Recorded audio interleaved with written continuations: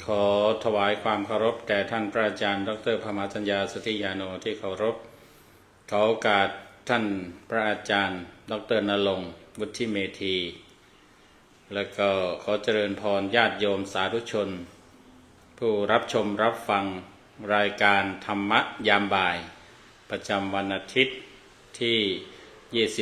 23 เดือนมีนาคมพุทธศักราช 2568 ทุกท่านรายการธรรมยามบ่ายวันนี้ก็มาช้าไปพอสมควรเนื่องมาจากมีเรื่องที่ต้องพูดคุยกันทำความเข้าใจกันก็เลยให้คุยกันให้จบให้เสร็จเส้นก่อนจึงจะมาเข้าสู่รายการฟังธรรมภาคบ่าย อาตมาก็จะได้กล่าวถึงเรื่องกรรมให้ต่อเนื่องจากที่ท่านพระอาจารย์ได้นิมนต์ ให้เทศเรื่องจุลกรรมวิภังคสูตรซึ่งเป็นสูตรว่าด้วยการจำแนกเป็นสูตรว่าด้วยกรรมหลักกรรมเนี่ยเป็นเครื่องจำแนกผู้คนให้มีความแตกต่างกันไปก็ถือโอกาสทวนอีกครั้งก็คือแตกต่างกัน ในประเด็นใหญ่ๆอยู่7ประเด็น7คู่คือคนเรามีความแตกต่างกันไปในเรื่องของการมีอายุยืนอายุสั้นคนที่มีอายุยืนเพราะว่าไม่ฆ่าสัตว์ตัดชีวิต no killing live long life มีฝรั่งมาฟังเทศด้วยวันนี้โยมสตีฟ ของคู่กันก็คือมีอายุสั้นถ้าอายุสั้นก็คือ committed killing หรือว่าdo killing ก็คือฆ่าสัตว์ตัดชีวิตก็จะอายุสั้นอันนี้คู่แรกคู่ที่สองก็คือมีโรคมากกับมีโรคน้อย full of illness full got a lot of diseases ใช่ไหม เพราะว่าเบียดเบียน harm other beings ก็คือเบียดเบียนทุบตีผู้อื่นสิ่งอื่นหรือสัตว์มีชีวิตสิ่งมีชีวิตให้ลำบากให้เจ็บให้ปวดก็จะทำให้มีโรคเยอะเจ็บป่วยบ่อยแต่ตรงกันข้ามถ้าหากว่า เป็นคนที่มีความกรุณาต่อสัตว์เมตตาต่อสัตว์รักสัตว์ไม่มีการเบียดเบียนไม่มีการทุบตีก็จะทำให้มีโรคน้อยมีโรคน้อยไม่เจ็บป่วยอันนี้คือประเด็นที่สองพอยที่สองพอยที่สามก็คือ บางคนนั้นเกิดมารูปหล่อเกิดมาสวยผิวพรรณดีรูปงามพระพุทธเจ้าบอกว่าเป็นเพราะว่าเป็นคนที่ไม่โกรธไม่เกลียดใครคนที่ชอบโกรธอาฆาตเครียดแค้นเกลียด ผู้อื่นนั้นจะทำให้เขาบอกว่ามีวรรณะสามก็คือรูปร่างไม่ดีดูไม่ดีดูไม่หล่อดูไม่สวยแล้วก็ตรงกันข้ามถ้าหากว่า เราเป็นคนจิตใจดี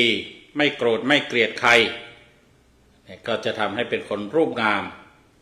ดูดีดูสวยดูหล่ออันนี้คือพอยที่สามพอยที่สี่ก็คือ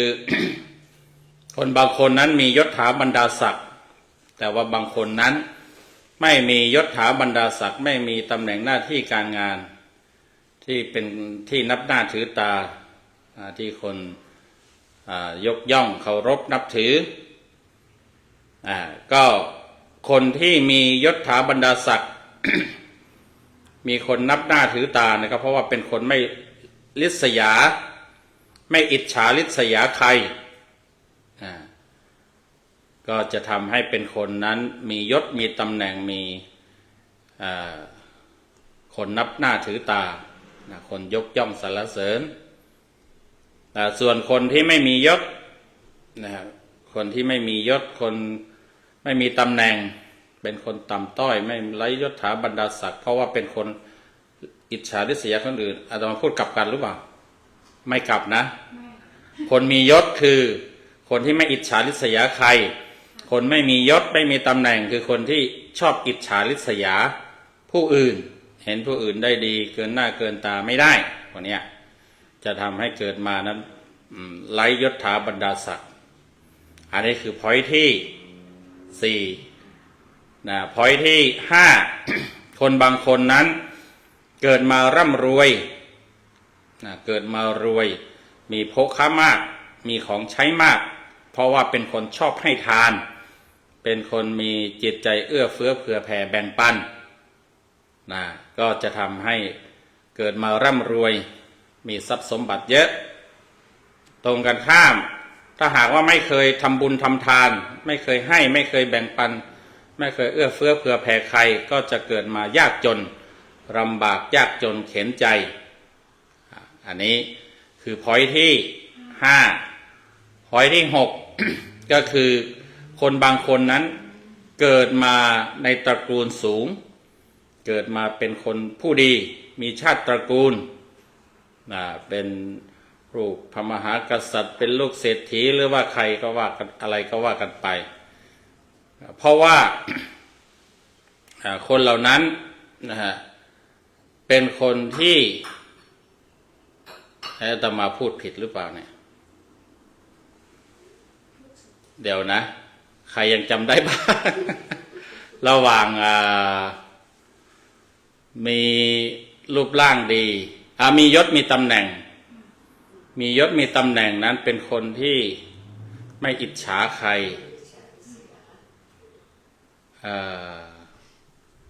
ใช่ถ้ามีชาติตระกูลสูงเนี่ยมันน่าจะจำศัพท์กันแล้วลองเช็คดูหน่อยสิ บอกว่าจะทวนไม่ได้ตัวเองไม่ได้ทวนมาซะนี่ก็เลยจำไม่แม่นซะแล้วดูจุลกรรมวิภักสูตรนะเดี๋ยวนะไม่ได้สิเดี๋ยวมันมีอยู่ sorry Steve I forgot the point คนที่เกิดมาไม่สวยไม่งามนี่ขี้โกรธคนที่เกิดมาไหนนะเดี๋ยวมียศถาบรรดาศักดิ์นั้นเพราะว่าเป็นคนอิจฉาริษยาอิจฉาริษยาก็ถูกแล้วนะถ้าอิจฉาริษยานี่คือไม่มียศถาบรรดาศักดิ์ถ้าไม่อิจฉาริษยานี่มียศถาบรรดาศักดิ์ทีนี้เรื่องของเกิดในตระกูลสูงเป็นคน คนที่เกิดมาในตระกูลสูงเป็นผู้ดีเนี่ยเพราะว่าเป็นคนไม่กระด้างกระเดืองเป็นคนไม่หยิ่งยโสโอหังไม่เย่อหยิ่งเป็นคนที่เคารพผู้ที่ควรเคารพผู้หลักผู้ใหญ่เป็นคนไม่กระด้างเป็นคนไม่เย่อหยิ่งเป็นคนทำความเคารพกราบไหว้บุคคลที่ควรเคารพอันนี้ก็จะทำให้เกิดมามีในตระกูลสูงเป็นผู้ดีมีชาติตระกูลตรงกันข้ามถ้าหากว่าเป็นคน เย่อหยิ่งกระด้างก็เป็นคนหยาบคายวันนี้ก็เกิดมาในตระกูลต่ำเกิดมาในตระกูลธรรมดามันก็ไม่ได้มันต้องว่าต่ำไปเลยตระกูลไม่มีชาติตระกูลก็แล้วกันนะไม่มีสกุลรุนชาติที่เขาว่ากันอันนี้คือ point ที่ 6 point ที่ 7 ก็คือพระองค์บอกว่าคนบางคนนั้นฉลาดคนบางคนนั้นโง่ก็คนฉลาดก็เพราะว่าเป็นคนที่คบบัณฑิตเข้าหาพระเข้าหาสมณชีพราหมณ์สนทนาธรรมฟังธรรมชอบสนทนาชอบฟังก็จะทำให้เป็นคนที่มีปัญญา แต่หากว่าไม่ชอบฟังเทศฟังธรรมไม่ชอบเข้าหาบัณฑิตไม่ชอบสอบถามก็จะเป็นคนที่เป็นคนไร้สติปัญญาเป็นคนโง่อันนี้คือความแตกต่างกันเพราะการกระทำของตนเองอันนี้ก็เป็นประเด็นหนึ่งในเรื่องของเกี่ยวกับหลักกรรมหลักการกระทำหลักกรรมในทางพระพุทธศาสนากรรมจำแนกคนให้มีความแตกต่างกันไปดีชั่วดีเลวแตกต่างกันไปทีนี้ขั้นต่อมาอาตมาก็ได้พูดถึง ว่าหลักกรรมในทางพุทธศาสนานั้นก็ยัง มีหลักใหญ่ๆที่จะต้องทำความเข้าใจจะต้องรับทราบไว้ก็คือพระพุทธเจ้าท่านจำแนกกรรมเอาไว้เป็น4ประเภทใหญ่ๆหนึ่งก็คือกรรมดำมีวิบากดำก็คือกรรมชั่วคือมีวิบากเป็นความทุกข์เป็นความเดือดร้อนอันนั้นอันหนึ่งสองกรรมขาวมีวิบากขาวกรรมขาวก็คือกรรมดีที่มีวิบากเป็นความสุขอันนี้ประเภทที่สองประเภทที่สามก็คือกรรมทั้งดำทั้งขาวมีวิบากทั้งดำทั้งขาวก็คือการกระทำบางอย่างน่ะมันมีดีไปด้วยชั่วไปด้วยปนอยู่ในกันปนละคนกันปนเปกันอันนั้นก็ มันจึงเป็นการกระทำที่มีทั้งดีทั้งชั่วมีทั้งสุขทั้งทุกข์เป็นวิบากแล้วก็ประเภทที่สี่ก็คือกรรมไม่ดำไม่ขาวมีวิบากไม่ดำไม่ขาวและเป็นไปเพื่อการสิ้นกรรมก็คือการกระทำที่อยู่บนพื้นฐานของเจตนาเพื่อที่จะปล่อยวางทั้งกรรมขาวแล้วก็ปล่อยวางทั้งกรรมดำแล้วก็ปล่อยวางทั้งกรรมที่มันมีทั้งดำทั้งขาวแล้วมีเจตนาเพื่อที่จะไม่ ไม่ประกอบกรรมไม่ยึดติดอยู่ในกรรมเป็นเจตนาเพื่อที่จะสิ้นกรรมพ้นกรรมในคำอธิบายนั้นท่านอธิบายว่าหมายถึงผู้ที่ปฏิบัติตามอริยมรรคมีองค์8ก็สัมมาทิฏฐิสัมมาสังกัปปะสัมมาอาชีวะสัมมาวายามะสัมมาสติสัมมาสมาธิใครที่ปฏิบัติตามนี้เนี่ยเรียกได้ว่าปฏิบัติเพื่อที่จะสิ้นกรรมก็คือพ้นกรรมพ้นไปจากทั้งกรรมดีและกรรมชั่วกรรมดีก็ต้องพ้นนะถ้ากรรมดีเราไปยึดอยู่เรายังไม่มีวิธีพ้นดีมันก็พาไปในทางดีหมุนไปทางดีทางดีก็ไปสุคติไปมนุษย์ไปเทวดาไปพรหมมนุษย์1ชั้นเทวดา6ชั้นพรหมโลก20ชั้นนี่คือกรรมดี กรรมไม่ดีมันก็ยังติดอยู่ยังติดยังคล้องในสังสารวัฏไปไม่ดีก็ไปอบาย4มีนรก เปรตนรกสัตว์เดรัจฉานเปรตอสุรกายหรือว่านรกสัตว์เดรัจฉานอสุรกายเปรตแล้วแต่จะเรียง อันนั้นก็คือกรรมดำหรือว่ากรรมไม่ดีก็ยังหมุนยังติดยังคล้องอยู่ในสังสารวัฏนี้กรรมทั้งดำทั้งขาวกรรมอย่างที่ว่านะกรรมทั้งดีและชั่วปนกันอยู่เนี่ยมันก็ยังให้ผลทั้งดีทั้งชั่วบางคราวก็พาไปดีบางคราวก็พาไปชั่วเราจะต้องพ้นเราต้องละกรรมประเภทนี้อีกเช่นกันนะมันจะต้องมีวิธีปฏิบัติก็คือจะต้องกระทำกรรมที่ไม่ดำไม่ขาวที่มันมีวิบากไม่ดำไม่ขาวเนี่ยก็คือกรรมที่อยู่บนพื้นฐานของเพื่อที่จะละไปให้พ้นกรรมดีกรรมชั่วแล้วกรรมทั้งดีทั้งชั่วเนี่ยก็คือต้องมีความถูกต้องเป็นตัวนำก็คือมีสัมมาตามหลักอริยมรรคมีองค์8นี่แหละนอกจากนั้นท่านยังอธิบายว่าการปฏิบัติตามหลักธรรมโพธิปักขิยธรรม37ประการอันมี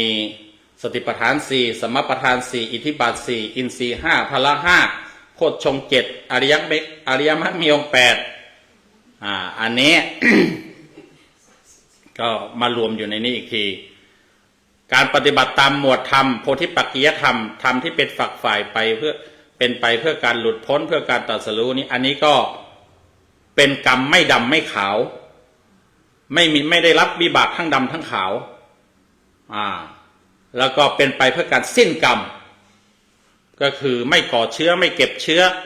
ที่จะเป็นผลทำให้ท่องเที่ยวในสังสารวัฏในวัฏสงสารอีกต่อไปอันนี้ก็เป็นคำสอนเรื่องกรรมในทางพุทธศาสนาอีกลักษณะหนึ่งที่ชาวพุทธเราก็ควรจะ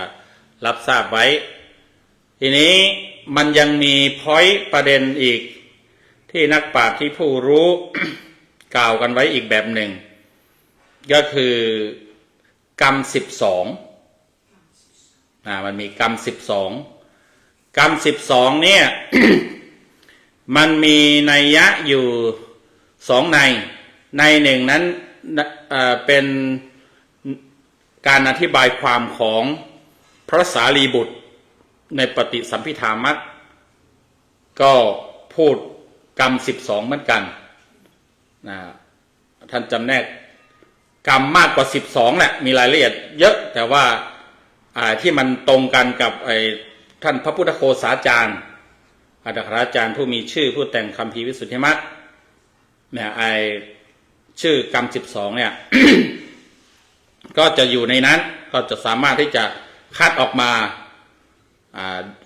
ประมวลเป็น12ข้อแล้วก็ภายหลังมาท่านพระพุทธโฆษาจารย์ท่านก็ได้มาประมวลคำสอนเรื่องกรรมที่ปรากฏอยู่ตรงนั้นตรงนี้แล้วก็มารวบรวมไว้เป็นกรรม12เหมือนกันจะขอนำเสนอเรื่องของกรรม12ในการประมวลของ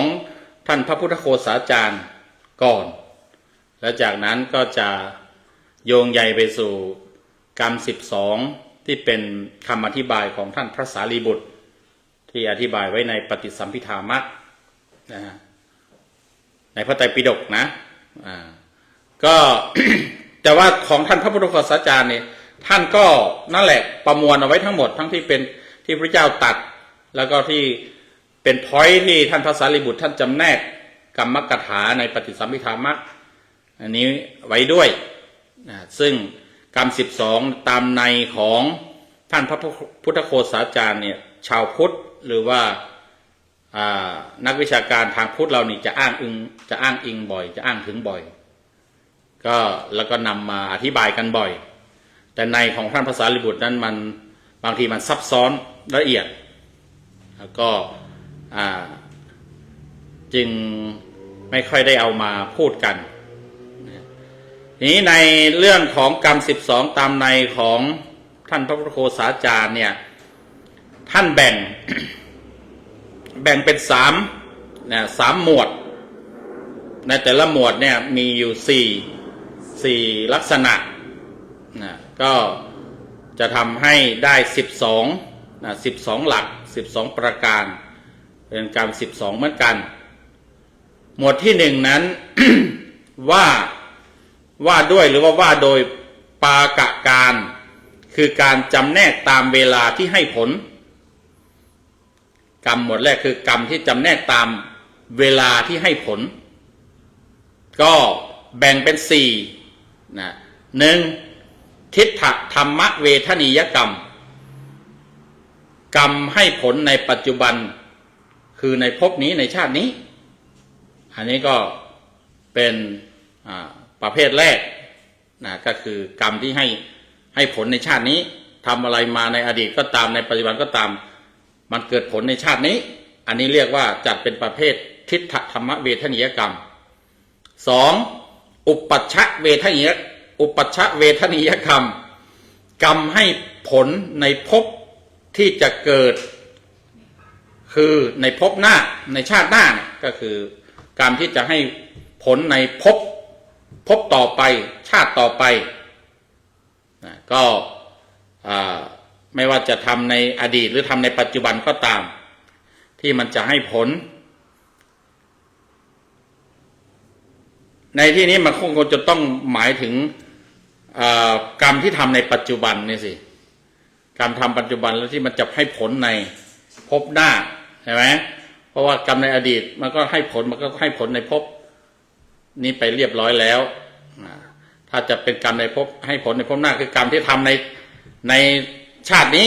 แต่ว่ามันยังไม่ให้ผลในชาตินี้แต่ไปให้ผลในชาติหน้านี่ก็จัดเป็นอุปัชฌวีทนียกรรมพูดง่ายๆแต่ว่าจะพูดให้ยากแล้วเนี่ยสามก็คืออัปปาราปริยเวทนียกรรมชื่อยาวหน่อยชื่อยากหน่อยอัปปาราปริยเวทนียกรรมกรรมที่จะให้ผลในภพต่อไปในชาติต่อไปชาตินี้ไม่ได้ให้ชาติหน้าก็ยังไม่ให้ชาติต่อไปโน้นก็จะให้ผลเราก็ไม่รู้เขาก็ไม่สามารถจะรู้ได้มันเป็นกลไกของ ระบบแห่งกรรมเขาจำแนกว่าอะไรเมื่อไหร่จะได้แต่มันจะโยงใยเวลาเราทำความเข้าใจกรรม12ครบถ้วนนี่เราจะรู้ว่ากรรมประเภทไหนจะให้เกิดในชาตินี้ในชาติหน้าในชาติอะไรเราพอเห็นลางอยู่เราพอจะเดาได้อยู่เราฟังต่อไปนะกรรมที่จะให้ผลในภพต่อไปก็เรียกว่าอัปปาราปริยเวทนียกรรมอันนี้กรรมที่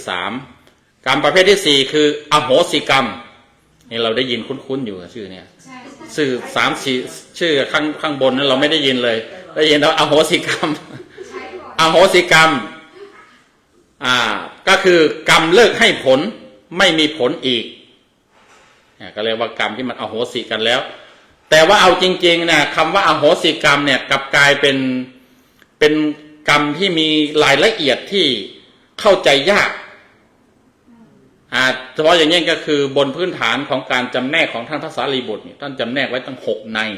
เดี๋ยวค่อยย้อนกลับมากันแล้วกันย้อนกลับหรือว่าตอนพูดถึงกรรมในแบบของ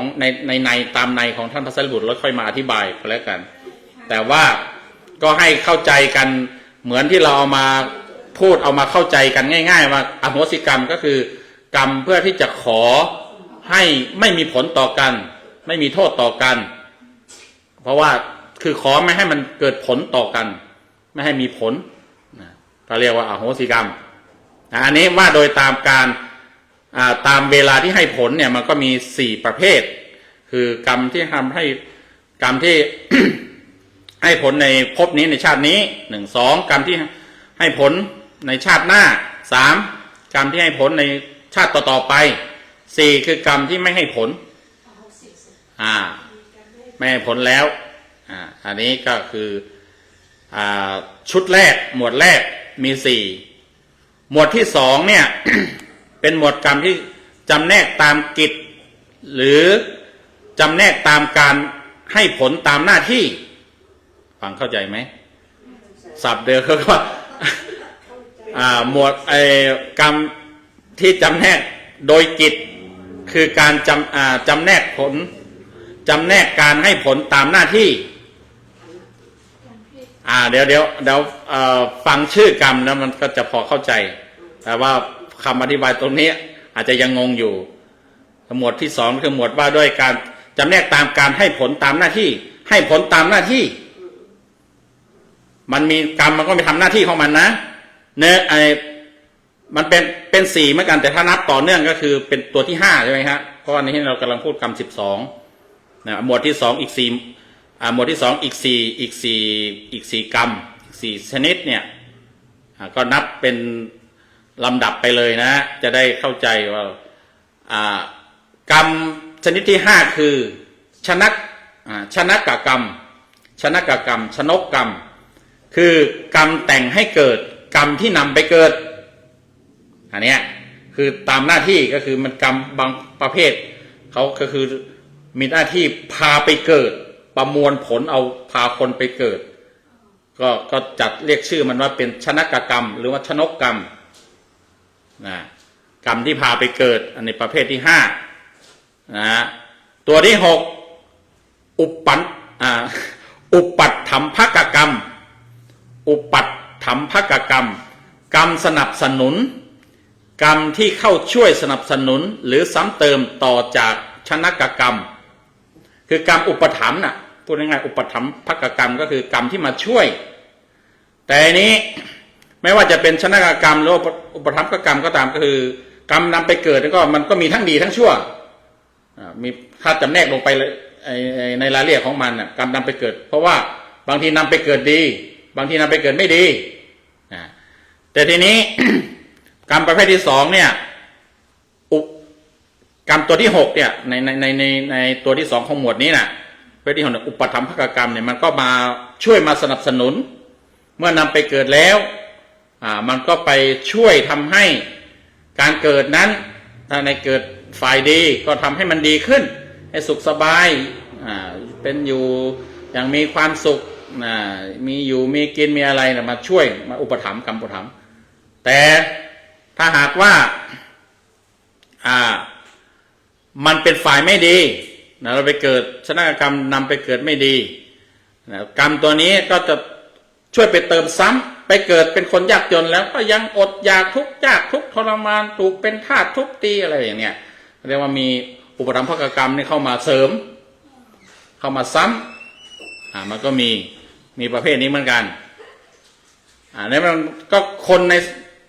ในสังคมในโลกมันก็เป็นอย่างนั้นบางทีเกิดมายากจนแล้วถูกเอารัดเอาเปรียบใช่ไหมฮะซ้ำเติมไปอีกน่าสงสารทุกข์ทรมานเข้าไปอีกเกิดไม่ดีแล้วใช่ไหมต่อมากรรมประเภทที่7อุปปีละกกรรมอุปปีละกกรรมเนี่ยเป็นกรรมบีบคั้นกรรมที่มาให้ผลบีบคั้นผลแห่งชนกกรรมและอุปัฏฐัมภกกรรมนั้นให้แปรเปลี่ยนทุเลาลงบั่นทอนวิบากมิให้เป็นไปได้นานอุปปีละกกรรมนะก็ คือกรรมที่เข้ามาช่วยมาช่วยมาเร่งมาบีบคั้นผลของชนกกรรมและอุปถัมภกรรมนั้นให้แปรเปลี่ยนไปในทางยังไงกรรมบีบคั้นถ้ามันเป็นฝ่ายดีจะบีบคั้นให้ทุเลาลงไอ้ตัวนี้มันใช่ไม่อุปถัมภ์บีบคั้นก็คือว่าจะเกิดดีอยู่แล้วอะไรบางทีมันมีกรรมพวกนี้มาเสริมแล้วก็กลายเป็นว่าเกิดกลายเป็นไม่ดีหรือไม่ดีไม่สมบูรณ์ดีน้อยลงอะไรแบบอย่างนั้นแล้วก็แต่ถ้าหากว่าเป็นอุปถัมภกรรมล่ะไปบีบคั้นอุปถัมภกรรมเขาก็ไม่ได้อธิบายมากนะบั่นทอนวิบากไม่ให้เป็นไปได้นานถ้ามันเป็นฝ่ายไม่ดีเนี่ยมาบีบคั้นมันก็ต้องบีบคั้นให้ไวให้หนักขึ้นกว่าเดิมใช่ไหมบีบคั้นให้หนักขึ้นกว่าเดิมกรรมบีบคั้นก็คือกรรมมาเร่งกรรมมาแปรเปลี่ยนนะฮะแปรเปลี่ยนให้การกระทำนั้นเป็นไปเร็วขึ้นหรือว่าเป็นอยู่ไม่ได้นานมันน่าจะอยู่ได้นานแต่นี่เขาอธิบายว่าอยู่ได้ไม่นานทั้งในกรณีไม่ดีนะในกรณีไม่ดีบีบคั้นให้ได้ทั้งไวได้ผลได้รับผลที่ไม่ดีไวแล้วก็ให้ได้ทุกข์ทรมาน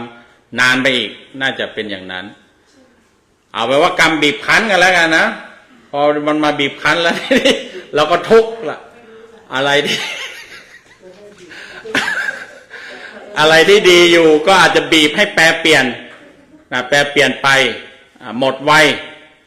หรือว่าอะไรที่ไม่ดีเนี่ยที่มัน อาจจะหมายถึงว่าใช้เวลกว่าจะได้ผลกว่าจะได้รับผลก็มาบีบให้มันได้รับผลไวขึ้นคงเป็นอย่างนั้นกรรมประเภทที่8เรียกว่าอุปคาตกกรรมอุปคาตกกรรมคือกรรมตัดรอนกรรมที่แรงฝ่ายตรงข้ามกับชนกกรรมและอุปถัมภกกรรมกรรมเข้าตัดรอนการให้ผลของกรรม2อย่างนั้นให้ขาดไปเสียทีเดียว เช่นเกิดในตระกูลสูงมั่งคั่งแต่อายุสั้นเป็นต้นนะอุปคาตกรรมก็คือกรรมตัดรอนกรรมเป็นกรรมแรงคือหมายถึงว่าถ้าไปเกิดอย่างเช่นว่าชนะกรรมไปเกิดในที่ดีแต่มีกรรมนี้มาช่วยตัดรอนก็คืออยู่ไม่ได้นานก็คล้ายๆกับบีบคั้นเหมือนกันนะบีบคั้นนี้มันก็บีบคั้นให้แปรเปลี่ยนหรือว่าให้หมดวัยแต่ว่าไอ้ตัดรอนนี่ก็คือตัดขาดเลยทำลายเลยอันนี้ก็คืออุปคาตกรรมนะกรรมตัดรอนนะฮะก็เป็นประเภทที่8นะอันนี้ในหมวดของ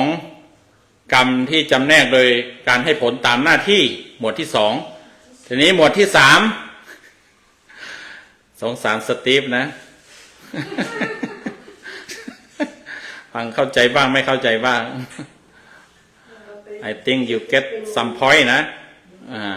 หมวดที่3นี้ก็เป็นกรรมที่ว่าโดยปากฐานะปริยายคือจำแนกตามความยักเยื้องหรือลำดับความแรงในการให้ผลก็คือเป็นการ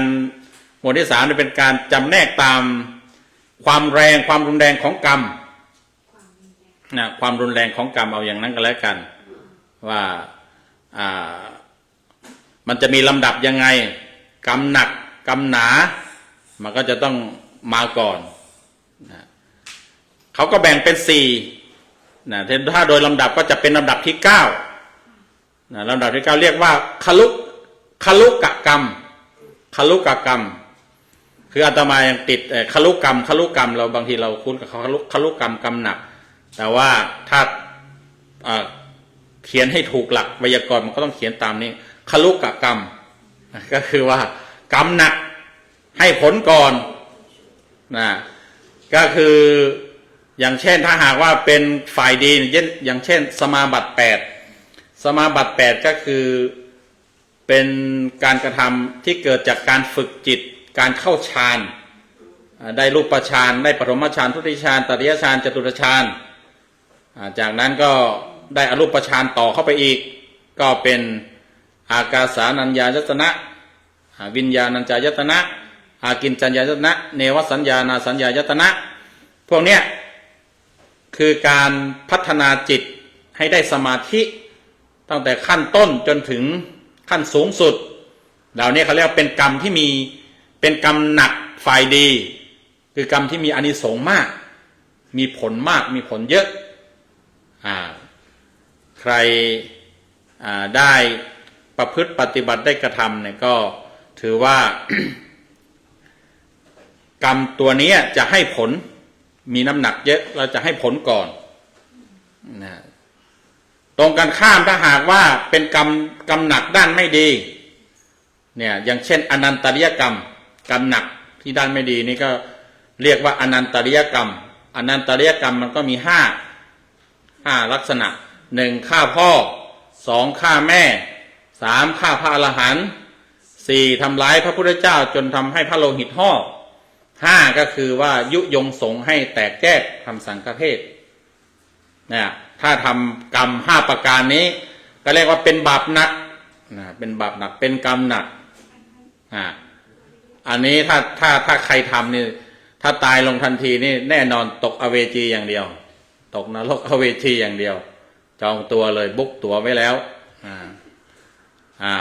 แต่ถ้าสมาบัติ8นี่ไปพรหมนะไปพรหมโลกหรือว่าถ้าใช้เป็นถ้าพลิกแพงเป็นได้แค่รูปฌาน4ก็คือฌานที่4เนี่ยเป็นอัปปนาสมาธิได้แล้วเนี่ยพลิกขึ้นไปสู่ปัญญาไปสู่วิปัสสนาเนี่ยก็ได้นิพพานได้เหมือนกันแบบแบบพระพุทธเจ้าเราเนี่ยเพราะพระพุทธเจ้าเรานั้น เรื่องเข้าสมาธินั่นน่ะท่านใช้เพียงแค่จตุตถฌานนะจตุตถฌานก็พอแล้วจากนั้นก็คือยกไปเป็นวิปัสสนาหรือว่าปรับจากสมาธิเนี่ยใช้กำลังของสมาธิเอามาใช้เป็นขอบเขตของปัญญาหรือว่ายก ต่อยอดไปให้ยกให้ปัญญาทำหน้าที่ในการใคร่ครวญพิจารณาความจริงของสิ่งต่างๆเนี่ยดังนั้นเวลาพระพุทธเจ้าปรินิพพานเนี่ยท่านก็ปรินิพพานหลังจากเข้าฌานที่สี่แล้วออกจากฌานที่สี่นี้จตุตฌานท่านก็เข้าสู่ปรินิพพานเลยเพราะมันเพียงพอแล้วฌานอรูปฌานที่เหลือนั้นมันเฝอคือว่ามันมากไปมันฟุ่มเฟือยแต่ว่าในบางที่พระพุทธเจ้าอาจจะมาเคยอ่านเจอพระพุทธเจ้าเคยตรัสไปเหมือนกันถ้าหากว่าเชี่ยวชาญถ้าทำเป็นก็ง่ายๆทำเป็นแม้ว่าฝึกอรูปฌานสี่ข้างบนนะหรือว่า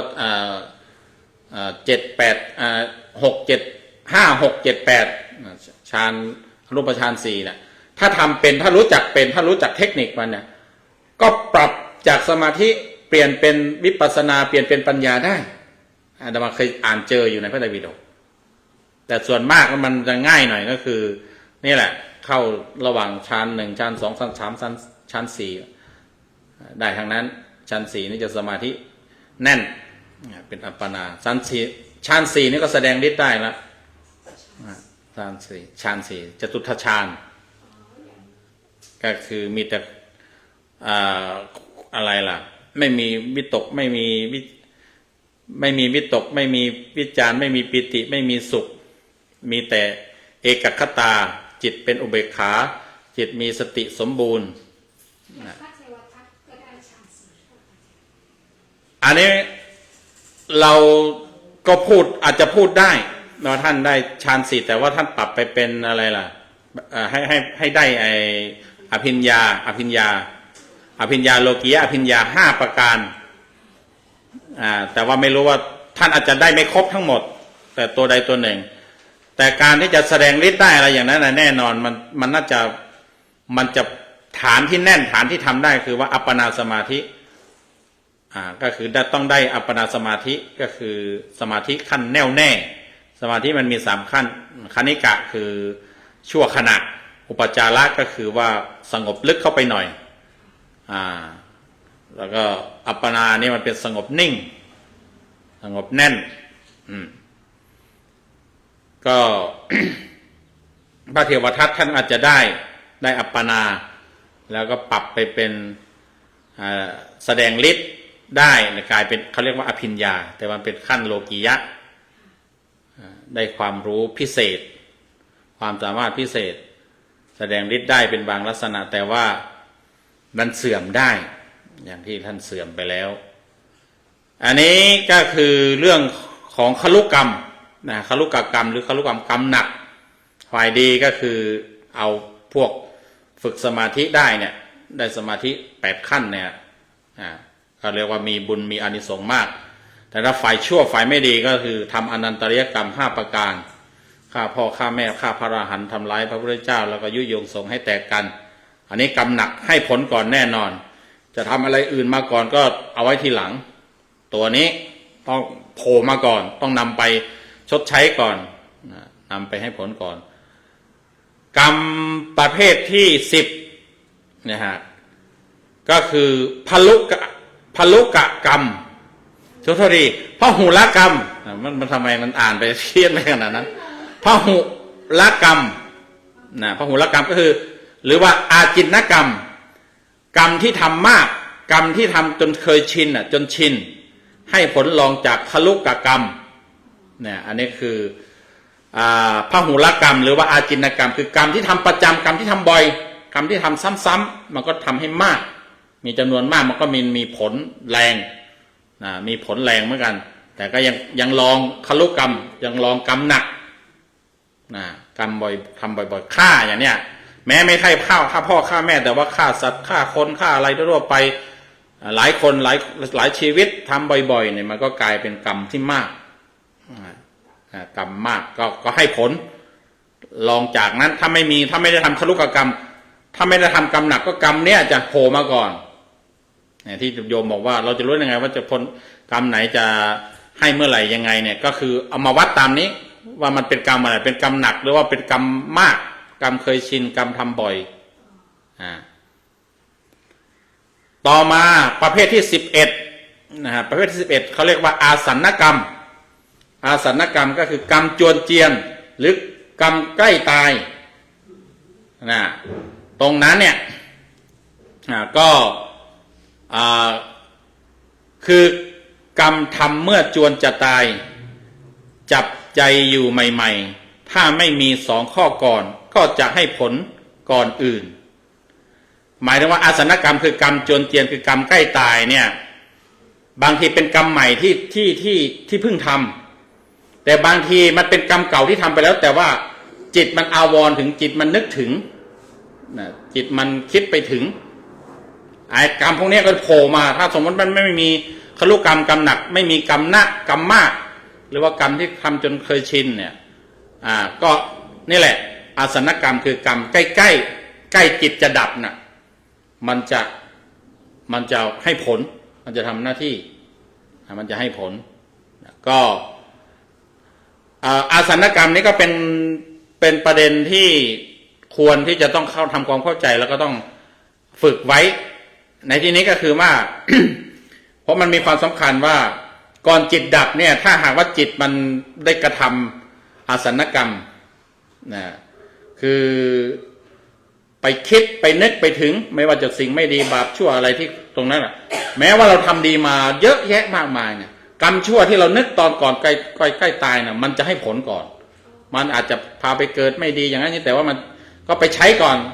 ใช้ไม่นานนักให้หมดแล้วก็ค่อยมาได้รับผลดีไม่รับกรรมดี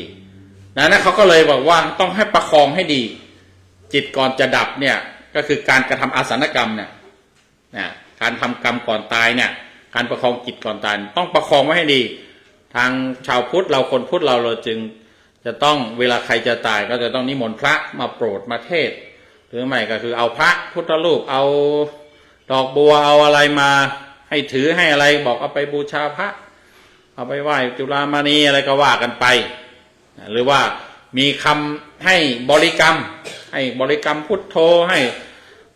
สวดพุทธคุณธรรมคุณสังฆคุณเพราะว่าประคองจิตเอาไว้ให้เป็นอาสนกรรมฝ่ายดีนะไม่งั้นถ้ามันเกิดอาสนกรรมฝ่ายไม่ดีแล้วมันก็นำไปไม่ดีตายไม่ดีอันนี้ก็คือเรียกว่าอาสนกรรมนะฮะกรรมใกล้ตายกรรมจวนเจียนประเภทที่11ประเภทที่12ก็เรียกว่ากตัตตากรรม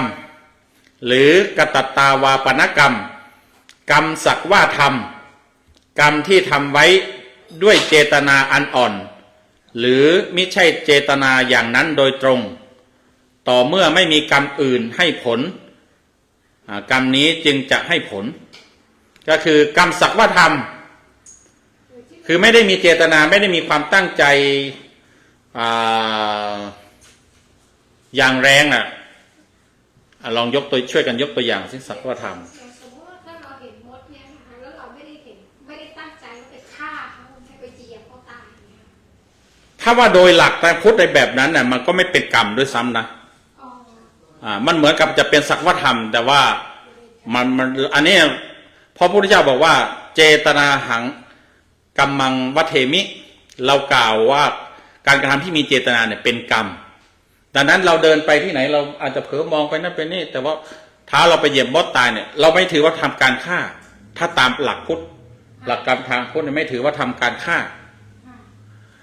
อันนี้นะดังนั้นเนี่ยกตัตตากรรมสักว่าทำเนี่ยอาตมาก็คิดว่าอย่างเช่นว่าเราจะให้พอรำคาญสมมติว่ามีคนมาขอตังค์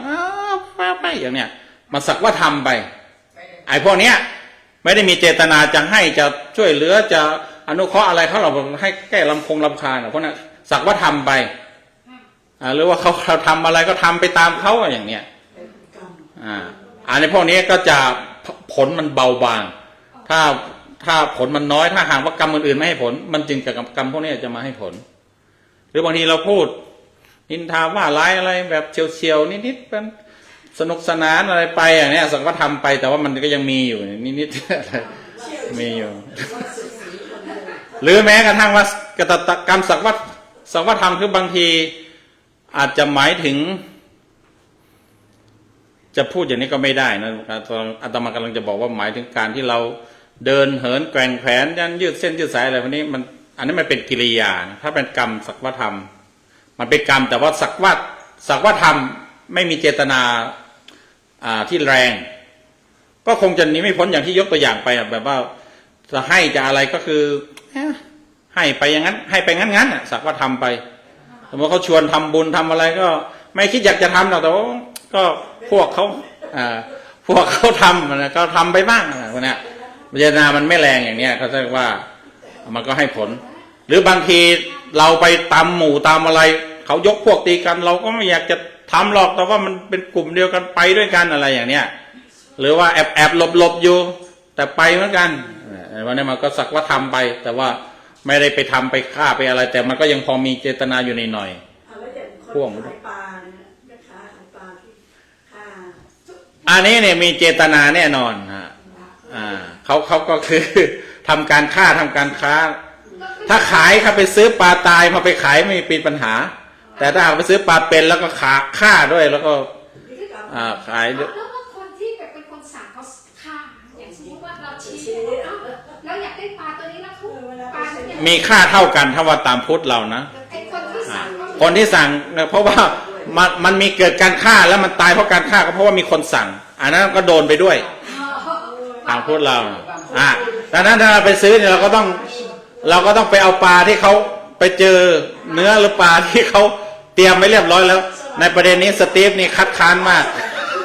สตีฟ cannot agree about eating without killing eating meat without killing Steve can't accept it but Buddhists accept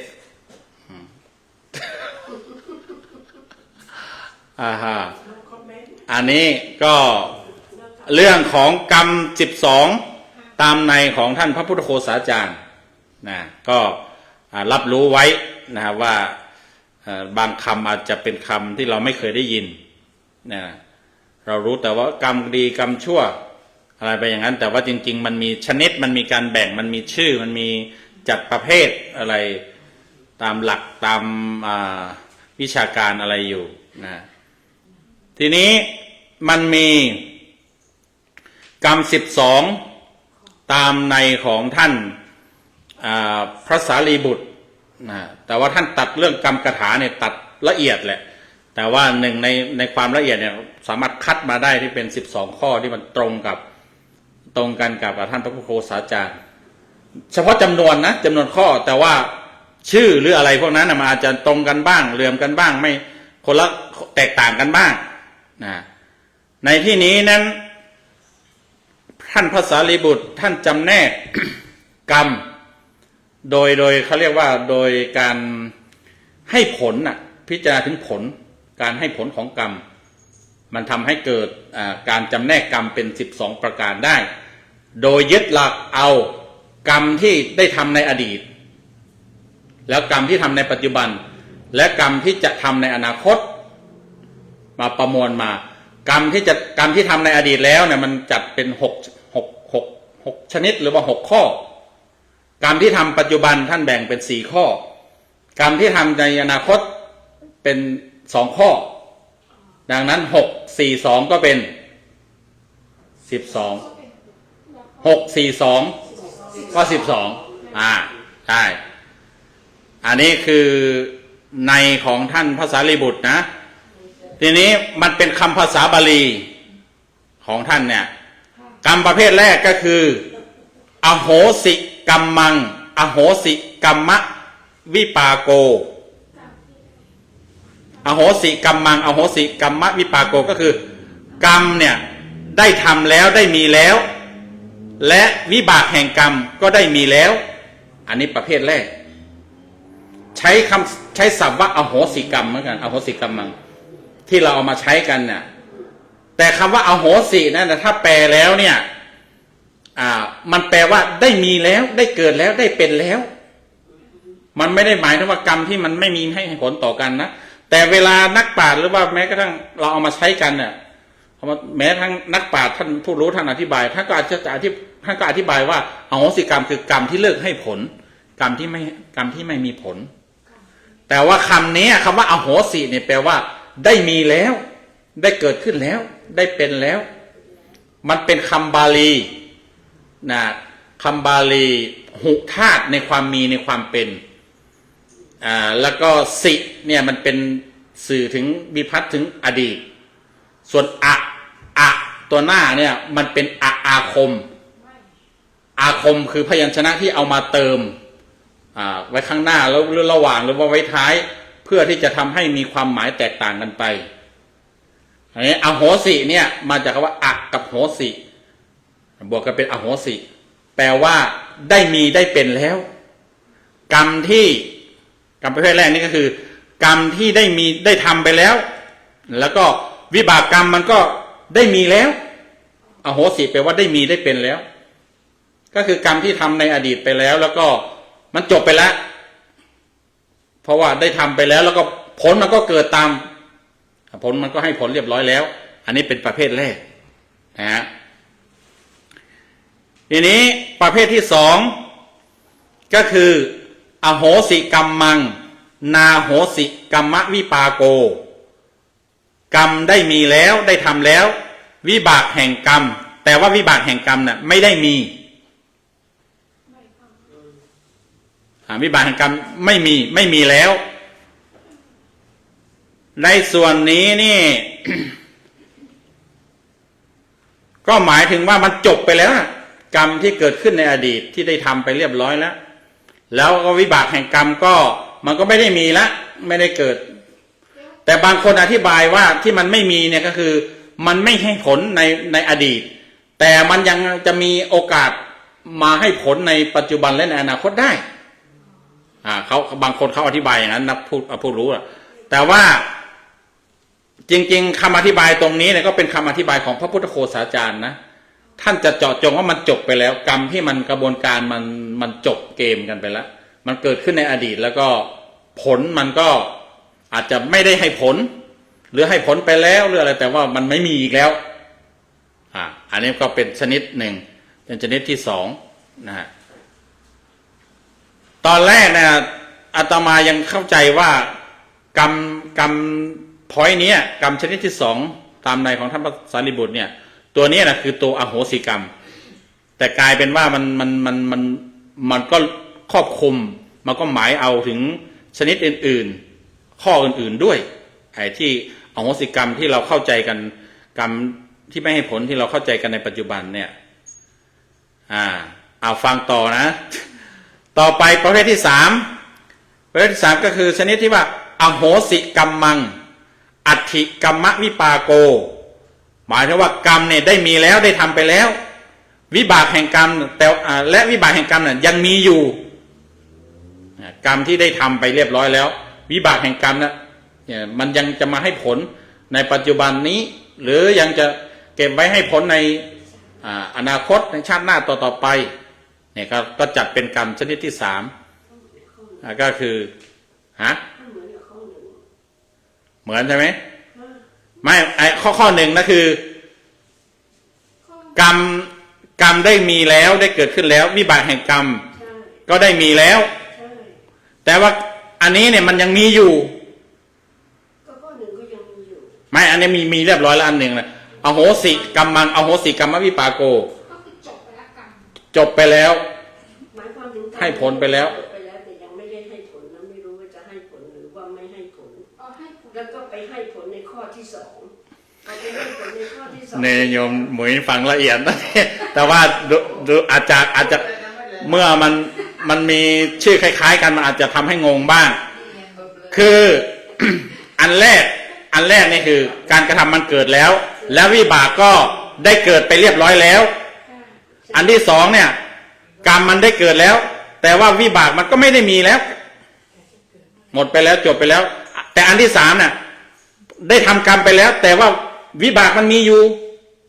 ดังนั้นมันอาจจะหมายถึงว่าได้รับผลในปัจจุบันนี้แล้วก็อาจจะลุกลามต่อไปในอนาคตอีกอันนี้เป็นประเภทที่สามเพราะมันใช้คำว่าอัตถิอโหสิกรรมังอัตถิแปลว่ามีอยู่เป็นปัจจุบันเรียกว่าผลยืดเยื้อผลยืดเยื้อใช่ผลยืดเยื้อในปัจจุบันแล้วอาจจะไปในอนาคตได้นะอันนี้ชนิดที่สามกรรมที่ทำไปแล้วก็วิบากกรรมก็มีอยู่ วิบากกรรมก็อยู่ที่ว่าเราทำกรรมที่ทำแล้วเนี่ยมันเป็นกรรมดีหรือกรรมชั่ว ถ้าเป็นกรรมดีมันอาจจะหมายถึงว่าการเกิดมาสวยหล่อเกิดมาเป็นมนุษย์เกิดในสวรรค์เกิดอะไรพวกเนี้ยก็มันเป็นวิบากแต่ถ้าว่ามันไม่ดีก็เป็นอบายพวกผลก็คืออบายวิบากกรรมคือเกิดในอบายสี่อันนี้มันไม่ได้เรียงข้อนะโยมจำให้อาตมาด้วยนะ ต่อมาข้อที่3ข้อที่4นะชนิดที่4ก็คืออโหสิกรรมังนัตถิกรรมวิปากโกกรรมได้มีแล้ววิบากแห่งกรรมไม่มีอยู่อันนี้ใช่ผลของกรรมและวิบากแห่งกรรมนี่ไม่มีอยู่อันนี้หมายถึงว่าได้ทำกรรมไปเรียบร้อยแล้วแล้วก็แต่ว่าผลแห่งกรรมเนี่ยไม่มีอันนี้เขาอธิบายว่าท่านหมายเอาวิบากอันยังไม่ให้ผลแห่งกรรมอดีตอันล่วงเลยการแห่งวิบากแล้วและของผู้ปรินิพพานในภพปัจจุบันนั้นจึงกล่าวว่าอโหสิกรรมังนัตถิกรรมวิปากโกหมายถึงว่ากรรมเนี่ยได้กระทำไปแล้วแล้ววิบากมันก็ไม่ได้ให้ผลหมายถึงว่าเลยเวลาในการให้ผลเลยเงื่อนไของค์ประกอบในการที่จะตามให้ผลหรือหมายเอาของผู้กรรมของผู้ที่ปรินิพพานในปัจจุบันในภพนั้นในตอนนั้นมันก็จบกันได้ทำกรรมแล้วแต่ว่าวิบากกรรมมันไม่มีเพราะว่าสมมติกรณีของท่านที่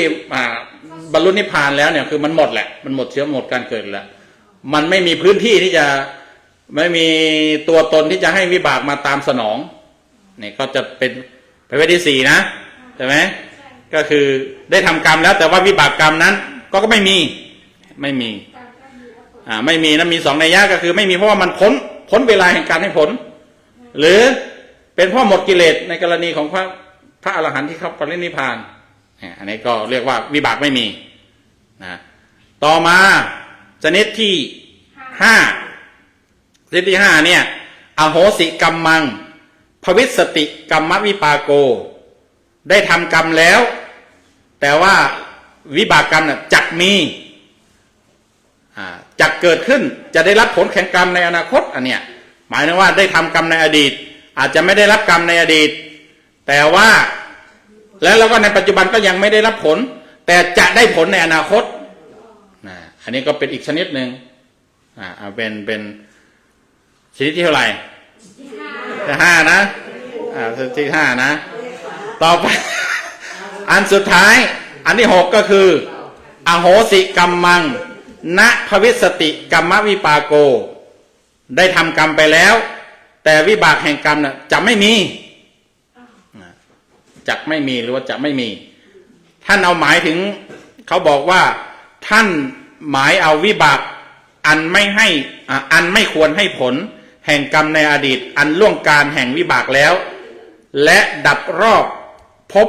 อนาคตนั่นเองจึงกล่าวว่าณอโหสิกรรมังณภวิสติกรรมวิปากโกกรรมได้มีแล้วแต่วิบากแห่งกรรมจักไม่มีก็อันนี้ หมายถึงว่ากรรมอะไรที่ทำแล้วไม่มีผลจักไม่มีมาใช่อันนี้ตามแนวในของท่านอาจารย์สุจินต์ท่านอธิบายอาจารย์สุจินต์อธิบายบางอย่างตรงกับท่านพระพุทธโฆษาจารย์พระพุทธโฆษาจารย์เนี่ยถือว่าเป็นอัตถกถาต้นฉบับแต่ว่าอาจารย์สุจินต์เนี่ยอธิบายเสริมเนี่ยบางทีต่างกันหน่อยแต่ยกตัวอย่างนี้ก็ถูกเขายกตัวอย่างว่าการจะไม่มีผลก็คือเหมือนท่านองคุลิมานเนี่ยก็คือท่านเคยฆ่าคนตั้ง999ใช่ไหมฮะทีนี้นี่ท่านได้รับวิบากเพียงแค่หัวล้างข้างแตกแต่วิบากก็หนักนะวิบากก็มหัศจรรย์นะคนโยนก้อนหินไปที่ไหนถ้าท่านเดินผ่านไปนะแม้ว่าเดินขว้างไปทางนี้มันก็ลมพัดมาตีหัวท่านมาโดนท่านอยู่ทางนี้อยู่ดีด้วยวิบากกรรมเขาบอกนะท่านไปบิณฑบาตในบางทีเขาโยนอะไรมาแล้วมันก็โดนอยู่เรื่อยหรือบางทีเขาเป็นเพราะเขากลัวเขาอะไรเขาก็จำได้เขาก็ทุบเอาซึ่งหน้าก็มีแต่บางทีคือไม่ได้มีเจตนานะขว้างอะไรขว้างหมาขว้างแมวนะแต่ว่าก้อนหินมันเลี้ยวมาหาท่านเขาบอก แต่ว่าไม่ถึงท่านให้ท่านไม่ทำให้ท่านตายแต่ทำให้ท่านทุกข์ทรมานแต่ว่าก็โดยทั่วไปถ้าไปฆ่าคนขนาดนั้นมันต้องถูกฆ่าคืนแต่ในพระองคุลิมานเนี่ยเนื่องจากท่านมีกรรมดีที่อุปถัมภ์อยู่ก็คือว่าได้บรรลุที่พระอรหันต์ได้เป็นพระอรหันต์เลยยังยันไว้หน่อยให้มันเบาบางใช่ไหมอุปถัมภ์กรรมมาก็คือยันไว้ไม่ให้จากหนักก็เป็นเบาแต่ว่าท่านก็คือเมื่อท่านปรินิพพานท่านจบชีวิตนี้เนี่ยก็จบละกรรมที่แม้ว่าจะฆ่าใครอะไรมาที่ใดใครจะมาทวงชีวิตก็ทวงไม่ได้เองละมันไม่มีหรอกจะไม่มีละก็เพราะว่าท่านหมดการเกิดแล้วเนี่ยเพราะได้อย่างหนึ่งว่าเกี่ยวกับว่าไอ้การที่คนที่เขาทำกับท่านไว้นะคนที่999 คนเนี่ยที่ท่านฆ่าเคยมีกรรมเก่ากับท่านมาก่อนถ้าพูดถึงระบบกรรมใช่ก็ต้องทำความเข้าใจอย่างนั้นอันนี้มันยังไม่จบนะเนี่ยอันนี้ไม่จบอันนี้มันได้แค่6นะทีนี้กรรมที่ท่านพระสารีบุตรจำแนกไว้เนี่ยมันจะเลยเวลาแล้วก็เขาขอให้เลยให้มันจบก็แล้วกันนะเลยทั้งทีก็ให้มันเลยไป เลยจนจบก็แล้วกันทีนี้ที่กล่าวไป6ข้อเนี่ยมันเป็นเขาเรียกว่าเป็นอโหสิคืออโหสิกรรมคือกรรมที่มันเป็นอดีตไปแล้วเคยเกิดเคยทำไปแล้วต่อมาเป็นกรรมในปัจจุบันกรรมในปัจจุบันนี้ท่านแบ่งเป็นอีก4นะหนึ่งก็คือถ้าต่อเนื่องก็คือเป็นตัวที่7กันแล้วกันนะ7ก็คืออัตถิกรรมังอัตถิกรรมวิปากโกกรรมมีอยู่วิบากแห่งกรรมมีอยู่ก็หมายถึงว่ากรรมที่ ทำอยู่ในปัจจุบันเนี่ยแล้วก็วิบากกรรมมันก็มีได้ทำกรรมก็คือกรรมมีอยู่ก็คือได้ทำกรรมแล้วก็วิบากกรรมมันก็จะมีอยู่อันนี้ประเภทที่7นะประเภทที่8อัตถิกรรมังภวิสติกรรมวิปากโกกรรมมีอยู่วิบากกรรมจักมีหมายถึงว่ากรรมเนี่ยได้ทำปัจจุบันเนี่ยแต่ผลแห่งกรรมเนี่ยมันก็ยังไม่ได้ให้แต่ว่ามันจะให้ผลในอนาคตนี่เขาเรียกว่าตัวที่7นะคือได้ทำกรรมแล้วก็จะมีวิบากกรรมตามมาอยู่ประเภทตัวที่8ข้าจะมาข้ามไปแล้วนี่ข้ามไปแล้วเอาตัวที่6เอาตัวที่7ใหม่ กรรมมันไม่ได้เขียนข้อก็เลยงงว่าเลื่อนไปเลื่อนมาได้มันเลื่อนไปถึงไหนอันที่7ก็คืออัตถิกรรมังอัตถิกรรมวิปากโกคือกรรมมีการทำกรรมแล้วก็มีวิบากกรรมนะอันนี้ที่7ที่8ก็คืออธิกรรมมังนัตถิกรรมวิปากโกนี่ข้ามตัวนี้กรรมมีอยู่ได้ทำกรรมได้ทำกรรมแล้วก็วิบากกรรมไม่มีทีเนี้ยเขาบอกว่าหมายถึงกรรมที่ทำไปแล้วมันมีความบกพร่องมันไม่มีความไม่สมบูรณ์แบบขององค์ประกอบของการให้ผล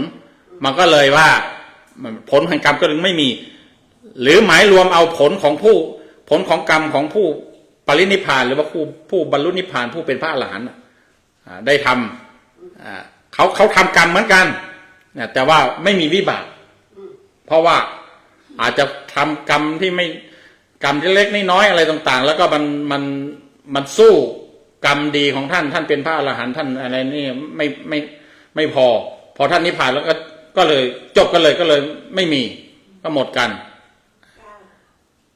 จากอัน9ใช่ไหมต่อไปใช่เหรอใช่เดี๋ยวจะถอยหลังเดี๋ยวเราไม่จบนะ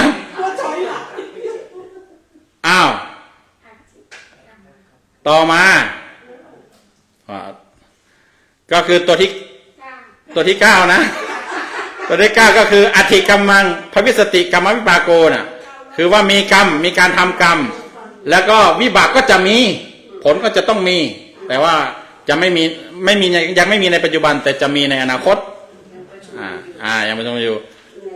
ต่อมาอันที่10ใช่ไหมอันที่10อธิกรรมังณภวิสติกรรมวิปากโกเขาบอกว่าคือมีกรรมมีการกระทำกรรมแต่ว่า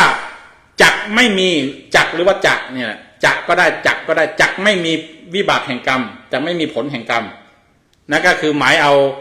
ความไม่สมบูรณ์ขององค์ประกอบของการให้ผลของกรรมที่จะเกิดในอนาคตแล้วก็หมายถึง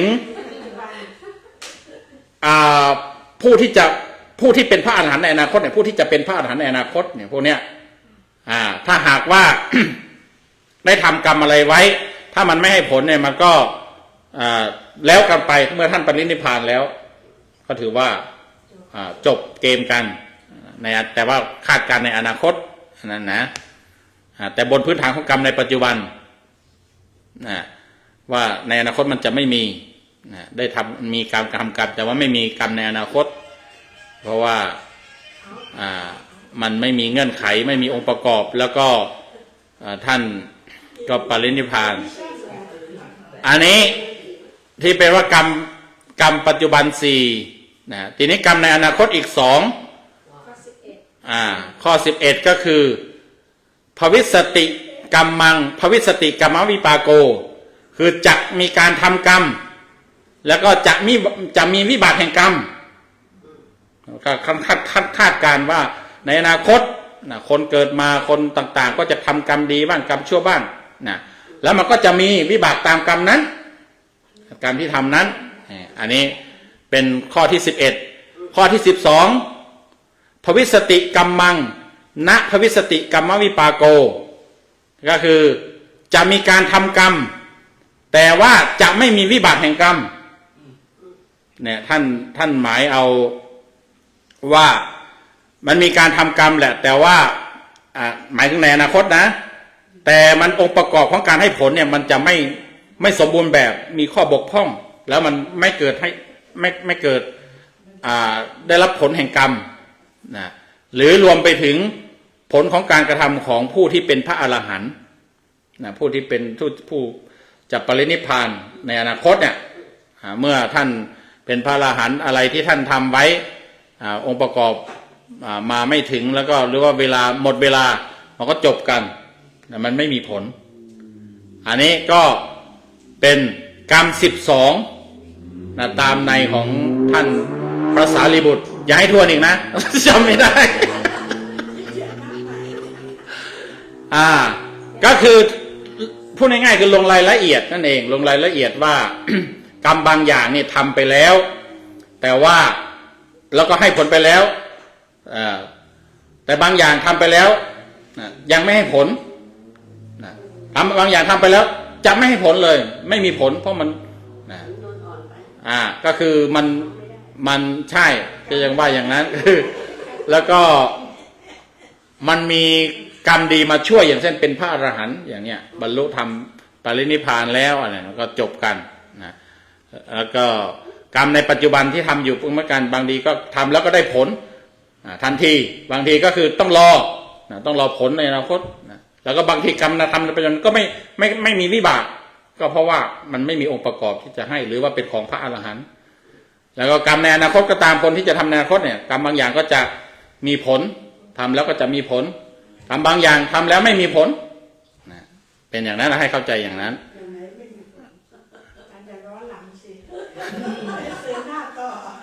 อันนี้คือ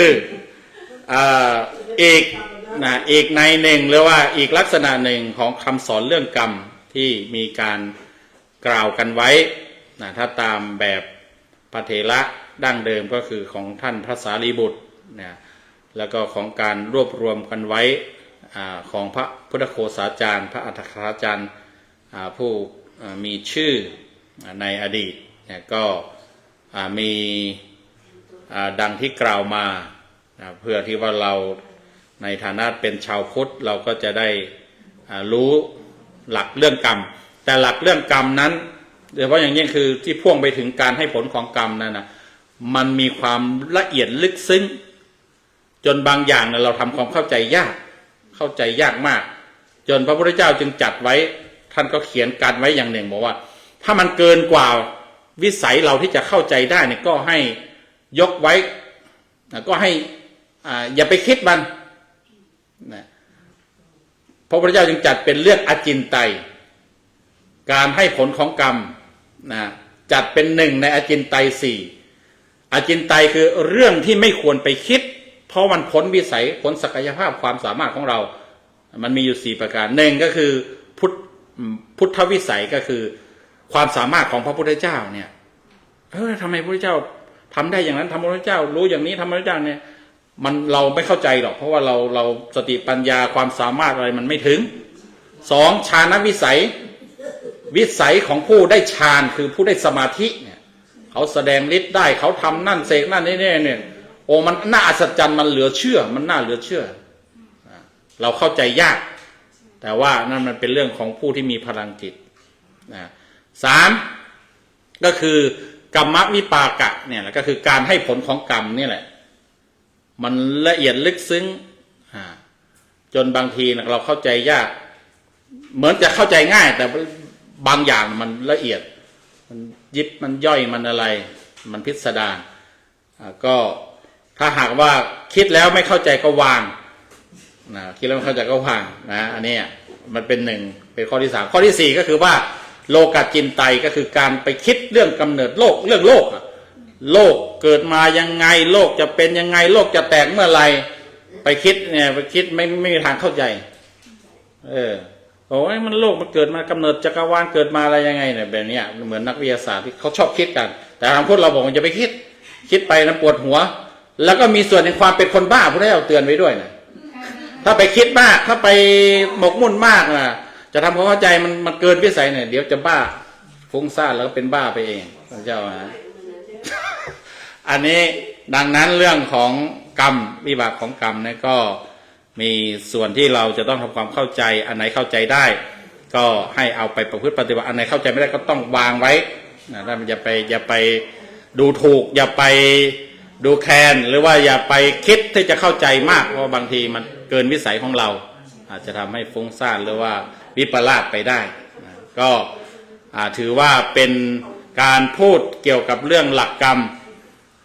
ที่เป็นซีรีส์3 ตอนนะก็คิดว่าต้องจบแล้วแม้จะมีอะไรปลีกย่อยอะไรไปอีกก็ต้องสรุปว่าจบนะวันนี้ก็เลยเวลาไปมากก็ขอความสุขความสวัสดีจงบังเกิดมีแด่ท่านผู้ชมผู้ฟังบนพื้นฐานของการกระทำกรรมคือตามการกระทำของท่านนั้นด้วยกันทุกท่านทุกคนเทอญ